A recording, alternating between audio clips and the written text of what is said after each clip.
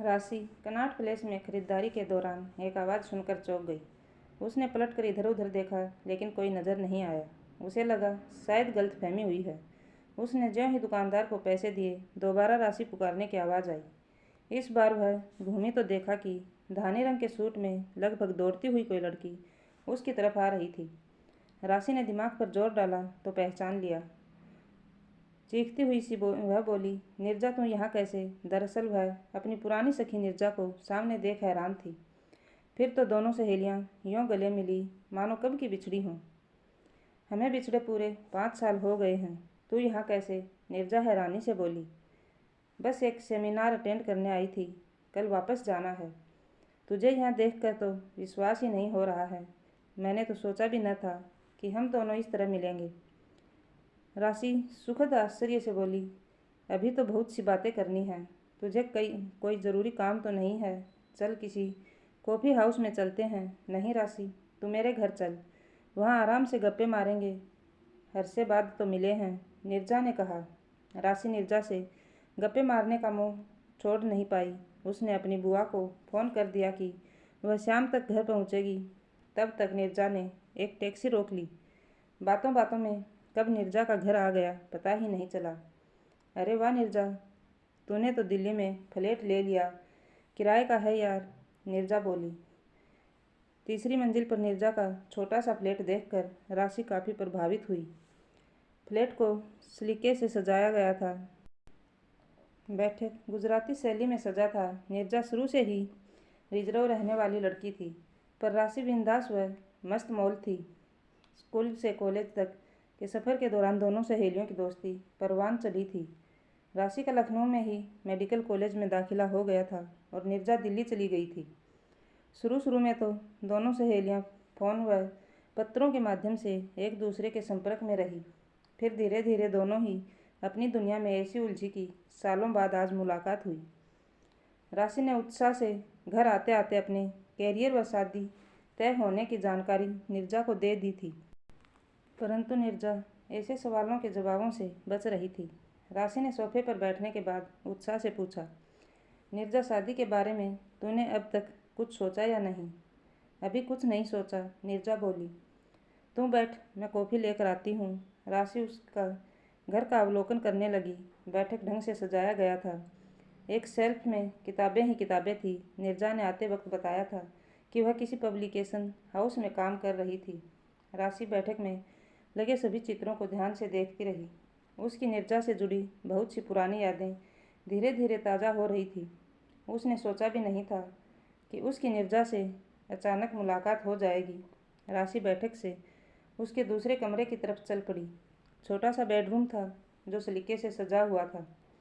राशि को वह सुकून भरा लगा। थकी हुई राशि आरामदायक बेड पर आराम से सैंडल उतार कर बैठ गई। निर्जा यार, कुछ खाने को भी लेकर आना, वह वहीं से चिल्लाई। निर्जा हंस पड़ी। वह सैंडविच बना ही रही थी। किचन से ही वह बोली, राशि तुम अभी कितने दिन है दिल्ली में? मुझे तो आज रात ही 10 बजे की ट्रेन से लौटना है। कुछ दिन और नहीं रुक सकती क्या निर्जा? माँ ने बहुत मुश्किल से सेमिनार अटेंड करने की इजाज़त दी है। कल लड़के वाले आ रहे हैं मुझे देखने, राशि चहकते हुए बोली। राशि तुम अरेंज मैरिज करेगी? विश्वास नहीं होता। निर्जा हंस पड़ी। इंदर अच्छा लड़का है, हैंडसम भी है, फ़ोटो देखेगी उसकी, राशि ने कहा उससे। फिर अचानक उसने उत्सुकतावश निर्जा की एक डायरी उठा ली और बोली उससे, ओ तो मैडम को अभी भी डायरी लिखने का समय मिल जाता है। तभी कुछ तस्वीरें डायरी से नीचे गिरी। राशि ने वे तस्वीरें उठा ली और ध्यानपूर्वक उन्हें देखने लगी। तस्वीरों में निर्जा किसी पुरुष के साथ थी। वे अतरंग तस्वीरें साफ बयां कर रही थी कि निर्जा का रिश्ता उस शख्स से बेहद गहरा था। राशि बार बार उन तस्वीरों को देख रही थी। उसके चेहरे पर कई रंग आ जा रहे थे। उसे कमरे की दीवारें घूमती सी नजर आई। तभी निर्जा आ गई। उसने जल्दी से ट्रे रखकर राशि के हाथ से वे तस्वीरें लगभग छीन ली। राशि ने आश्चर्य से पूछा, निर्जा बात क्या है? निर्जा उससे आंखें चुराकर विषय बदलने की कोशिश करने लगी, परंतु नाकामयाब रही। राशि ने कड़े शब्दों में पूछा तो निर्जा की आंखें भर आई। फिर जो कुछ उसने बताया उसे सुनकर राशि के पांव तले ज़मीन खिसक गई। नीरजा ने बताया कि 4 साल पहले जब वह दिल्ली आई तो उसकी मुलाकात नील से हुई। दोनों स्ट्रगल कर रहे थे। कॉल सेंटर की एक नौकरी के इंटरव्यू में दोनों की मुलाकात हुई थी। धीरे धीरे उनकी मुलाकात दोस्ती में बदल गई। नीरजा को नौकरी की सख्त ज़रूरत थी क्योंकि दिल्ली में रहने का खर्च उठाने में उसके माता पिता असमर्थ थे। नीरजा ने इस नौकरी का प्रस्ताव यह सोचकर स्वीकार कर लिया कि बाद में किसी अच्छे ऑफर के बाद यह नौकरी छोड़ देगी। ऑफिस की वैन उसे लेने आती थी, लेकिन उसके मकान मालिक को यह पसंद नहीं था कि वह रात में बाहर जाए। इधर नील को भी एक मामूली सी नौकरी मिल गई थी। वह अपने रहने के लिए एक सुविधाजनक जगह ढूंढ रहा था। एक दिन कनॉट प्लेस में घूमते हुए अचानक नील ने एक साझा फ्लैट किराए पर लेने का प्रस्ताव नीरजा के आगे रखा। नीरजा उसके इस प्रस्ताव पर सकपका गई। नील ने उसके चेहरे के भावों को भांप कर कहा, नीरजा, तुम रात के 8 बजे जाती हो और सुबह 8 बजे आती हो। मैं सुबह 8:30 बजे निकला करूँगा तथा शाम को 7:30 बजे आया करूँगा। सुबह का नाश्ता मेरी जिम्मेदारी व रात का खाना तुम बनाना। इस तरह हम साथ रहकर भी अलग अलग रहेंगे। नीरजा सोच में पड़ गई थी। संस्कारी नीरजा का मन उसे इस एडजस्टमेंट से रोक रहा था, परंतु नील का निश्चल व्यवहार उसे मना पाने में सफल हो गया। दोनों पूरी ईमानदारी से एक दूसरे का साथ देने लगे। 1 घंटे का जो समय मिलता उसमें दोनों दिन भर क्या हुआ एक दूसरे को बताते। दोनों की दोस्ती एक दूसरे के सुख दुख में काम आने लगी थी। नीरजा ने उस 2 कमरे के फ्लैट को घर बना दिया था। उसने नील की पसंद के पर्दे लगवाए तो नील ने भी रसोई जमाने में उसकी पूरी सहायता की थी। इतवार की छुट्टी का रास्ता भी नील ने ईमानदारी से निकाला। दिन भर दोनों घूमते। शाम को नीरजा घर आ जाती तो नील अपने दोस्त के साथ यहाँ चला जाता। इंसानी रिश्ते बड़े अजीब होते हैं। वे कब एक दूसरे की ज़रूरत बन जाते हैं यह उन्हें स्वयं भी पता नहीं चलता। नीरजा और नील शायद यह समझ ही नहीं पाए कि जिसे वे दोस्ती समझ रहे हैं वह दोस्ती अब प्यार में बदल चुकी है। नीरजा अचानक रुकी। उसने अपनी सांसें संयत कर राशि को बताया कि उस दिन बरसात हो रही थी। जोरों का तूफान था। टैक्सी या कोई भी सवारी मिलना लगभग असंभव था। वे दोनों यही सोचकर बाहर नहीं निकले। बरसात थमने का नाम ही नहीं ले रही थी। नील शायद उस तूफानी रात में निकल भी जाता, पर नीरजा ने उसे रोक लिया। वह तूफानी रात नीरजा की जिंदगी में तूफान ला देगी, इसका अंदेशा नीरजा को नहीं था। दिल में उठे तूफान की आवाज़ के सामने बाहर के तूफान की आवाज़ दब गई थी। नीरजा के अंतर्मन में दबा नील के प्रति प्रेम समर्पण में परिवर्तित हो गया। दोनों अपनी सीमा रेखा का उल्लंघन यूँ कर गए मानो उफनती नदी आसानी से बांध तोड़कर आगे निकल गई हो। तूफान तो सुबह तक थम गया था, लेकिन इस तूफान ने नीरजा की ज़िंदगी बदल दी थी।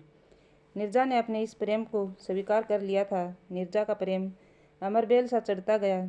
उसके बाद किसी भी रविवार को नील अपने दोस्त के यहाँ नहीं जाता।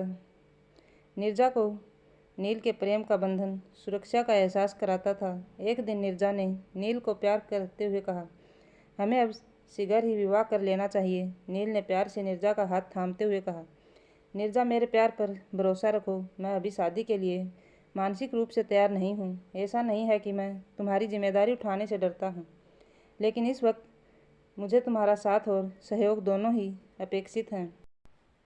उन दोनों के सीधे सुलझे प्यार के तार उस वक्त उलझने लगे जब नीरजा की बड़ी बहन रमा दीदी व जीजाजी अचानक दिल्ली आ पहुँचे। नीरजा बेहद घबरा गई थी।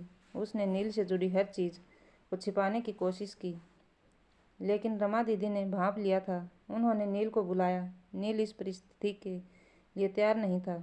रमा ने नील पर विवाह के लिए दबाव बनाया, जो नील को मंजूर नहीं था। रमा दीदी को भी उनके रिश्ते का कोई भविष्य नज़र नहीं आ रहा था। उन्होंने अपने देवर विपुल के साथ नीरजा की शादी का मन बना लिया था। नील इसे बर्दाश्त न कर पाया। बिना कुछ कहे सुने उसने दिल्ली छोड़ दी। नीरजा के नाम एक लंबा खत छोड़कर नील मुंबई चला गया। नीरजा अंदर से टूट गई थी। उसने रमा दीदी को सब सच सच बता दिया। उस दिन से नीरजा के रिश्ते अपने घर वालों से भी टूट गए। नीरजा फिर कभी कॉल सेंटर नहीं गई। वह इसका दोष नील को नहीं देना चाहती थी।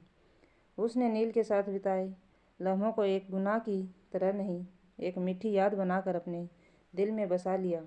कुछ दिनों बाद उसे एक पब्लिकेशन में नौकरी मिल गई। वह दिन भर किताबों में डूबी रहती ताकि नील उसे याद न आए।